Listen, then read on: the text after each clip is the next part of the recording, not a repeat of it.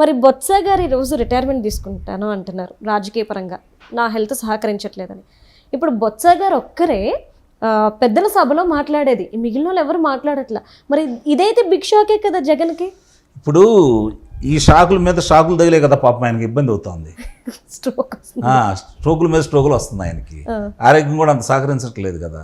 దీని నుంచి తప్పించుకోవడానికి ఆయన కూడా ప్రయత్నిస్తున్నాడేమో మనం ఆలోచించాలి కదా. అంటే ఎప్పటికైనా ఇప్పుడు రోజుకు ఒక అబద్ధాలు ఆడిస్తున్నారు, ప్రజల ముందు నేను బకరాన్ అయిపోతున్నాను, నా చేత కూడా ఇంత పచ్చి అబద్ధాలు ఆడిస్తున్నారు, తప్పులు మాట్లాడిస్తున్నారు, ఒకనాడు సీఎం క్యాండిడేట్ని నేను, నాకేంటి ఈ దౌర్భాగ్య స్థితి అని చెప్పని ఆయన మానసిక ఆందోళన పెరిగినట్టుంది. అందుకని నేను ఇబ్బందులు పడుతున్నాడు.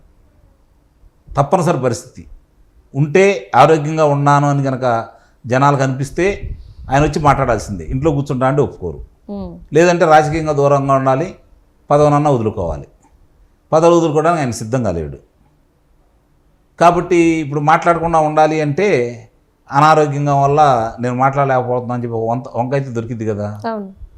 అందువల్ల అట్లా దూరంగా ఉండటం కోసమే ఆయన నాకు తెలిసి విశ్రాంతి కోరుకుంటున్నాడేమో అనిపిస్తుంది. అంటే సాకుని ఎత్తుక్కున్నాడు, దొరకగానే సైడ్ అవుతున్నారు నిస్సందేహంగా. మరి మనస్ఫూర్తిగా లేదు ఆయనకి, ఆయన మాటల్లో తెలుసు, ఆయనకి తెలుసు కాబట్టి ఆయన ఇవాళ ఉన్న రాజకీయాల్లో ఇవాళ వచ్చిన అతని వ్యక్తి కాదు కాబట్టి ఆయన మరి 3 పర్యాయాలు మంత్రిగా చేసినటువంటి వ్యక్తి కాబట్టి 3 ప్రభుత్వాల్లో మరి అతనికి అనుభవం లేకుండా ఎలా ఉంటుంది?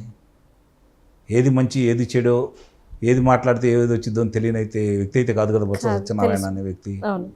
కాబట్టి అయినా సరే అతని చేత మాట్లాడిస్తున్నారు అంటే అతను అసహాయ స్థితి ఏందో అతనికి అర్థమైపోయింది.